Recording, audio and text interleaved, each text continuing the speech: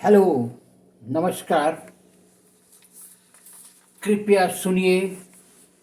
YouTube की channel माला में जुटकर तो देखिए क्या मिलता है।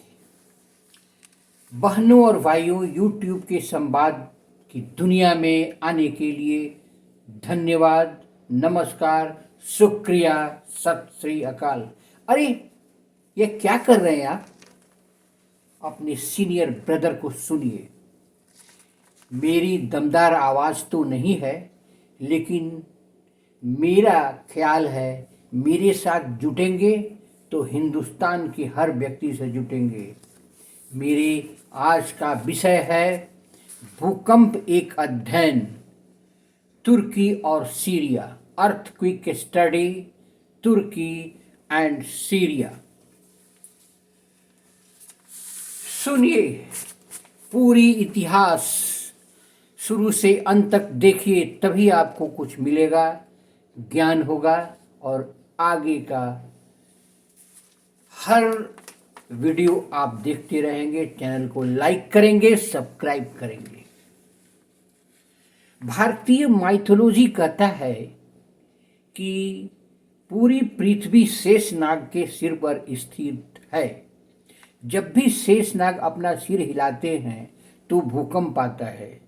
दूसरी ओर बृहद संहिता में ग्रहों को भूकंप का कारण बताया गया है। भूगर्भ और भूवैज्ञानिकों ने तथ्यों से बताया है कि पृथ्वी 6 बड़े रिजिड प्लेट और अनेक छोटे छोटे रिजिड प्लेट से बने हैं। वैसे तो 8 प्लेट प्रभावी हैं। आप आगे सुने। भूकंप हमेशा ईपी सेंटर के अनुसार होता है। जहां भूकंप होता है वहां ईपी सेंटर होता है। आप इसे देखें। ईपी सेंटर वो केंद्र है, उसके चारों ओर शॉक वेव है, फोकल डेप्थ है और आइसोमेट्रिक लाइन है। डेप्थ जितना अधिक होगा उतना अधिक भूकंप की विभीषिका बढ़ेगी। अब आगे सुनिए।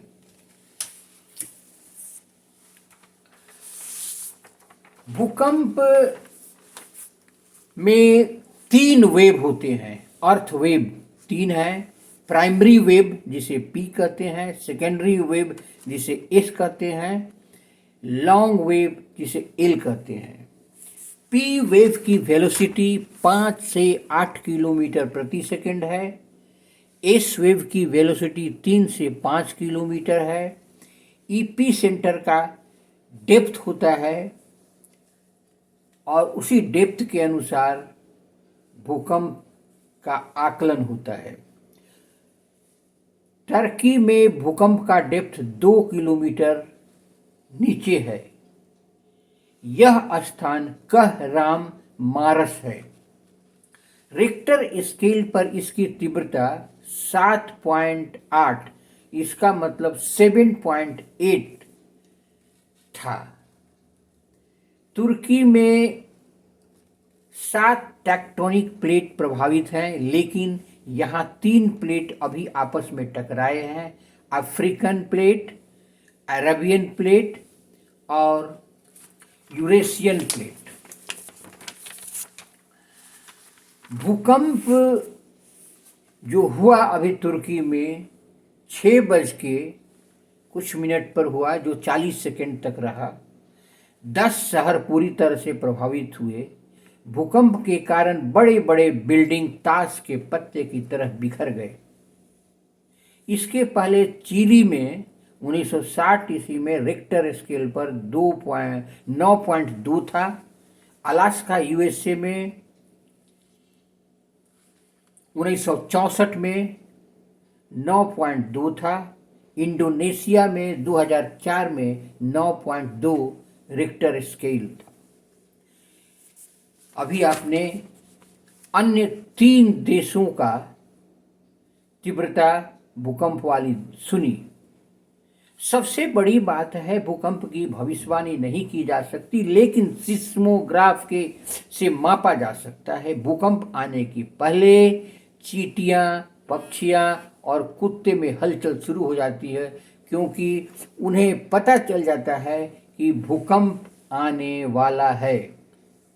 आफ्टर शॉक के बाद भूकंप निश्चित रूप से आता है।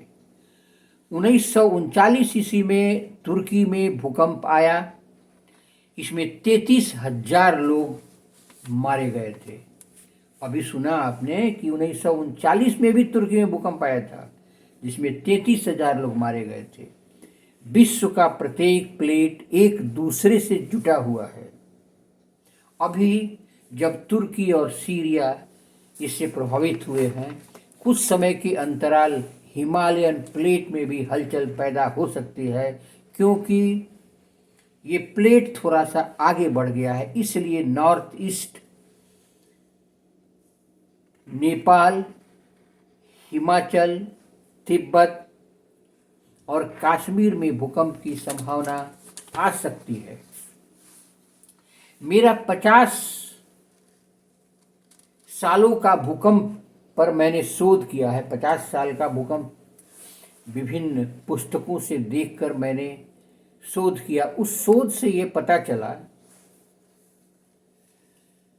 कि यदि 15 दिन में 2 ग्रहण, एक सूर्य ग्रहण, एक चंद्र ग्रहण लगता हो, तो विश्व में कहीं न कहीं किसी न किसी प्लेट के आसपास भूकंप जरूर आएगा।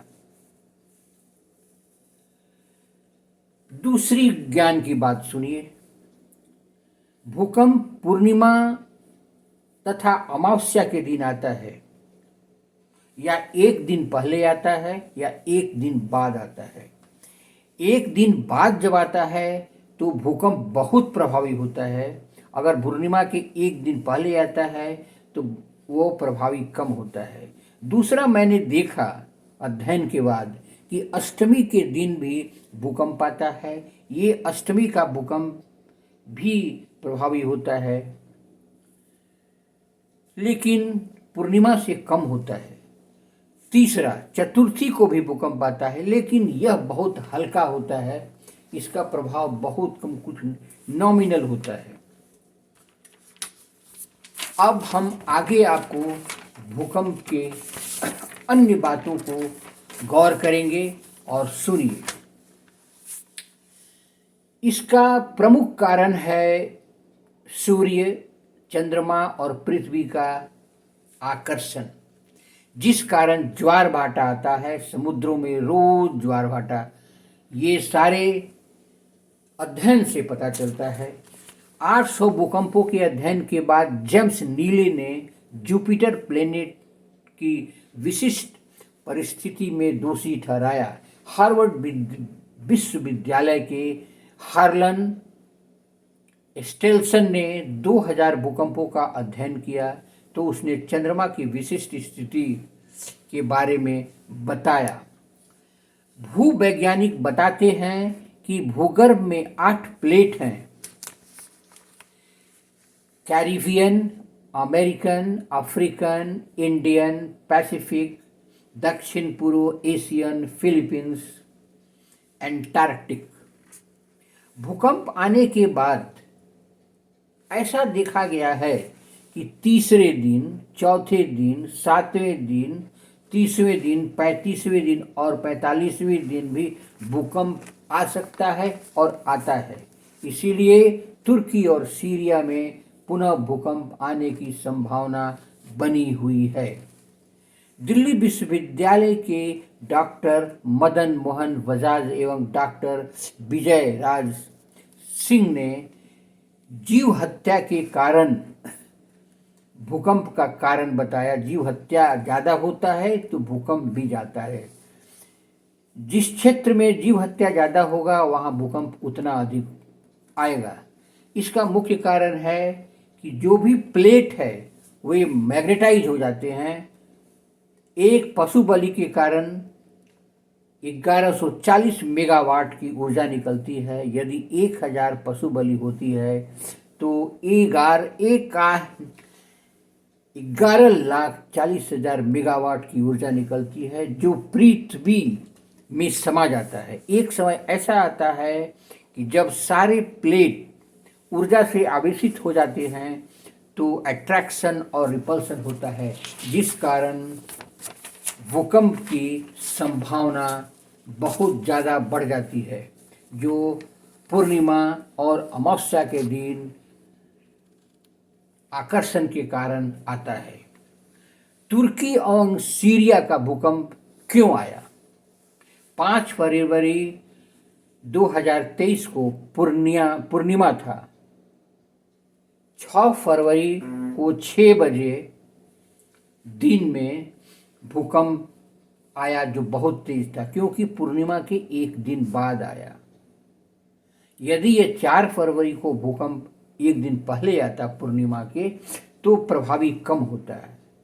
मैंने 300 विश्व प्रसिद्ध भूकंपों का अध्ययन किया। इसका विस्तृत रिपोर्ट मैं बाद में दूंगा। मैंने 21 अगस्त 1988 के बिहार एवं नेपाल के भूकंप के बाद अनेक अध्ययन किया इस पर। रिक्टर स्केल का 1935 ईस्वी में मिस्टर रिक्टर ने आविष्कार किया था। अब सुनिए आगे। 1934 में नेपाल बिहार का भूकंप 8.3 की तीव्रता थी। 1943 में असम में 7.2 की तीव्रता थी। 1950 में तिब्बत में 8.5 की तीव्रता थी। 1988 में नेपाल बिहार जो में भूकंप आया था, उसकी तीव्रता 6.5 थी। 1993 में दिल्ली में भूकंप आया, 6.5 की तीव्रता थी। ये मेरी स्टडी का कंक्लूजन है। आप अभी अपने पूरी भूकंप की विस्तृत रिपोर्ट सुना, और आप मेरे चैनल को लाइक करें, सब्सक्राइब करें, बेल आइकन दबाएं, ताकि भूकंप की अन्य विभीषिकाओं के बारे में आपको बताऊं और आप सुने, ज्ञान प्राप्त करें। धन्यवाद। मेरे चैनल को लाइक करें, सब्सक्राइब करें।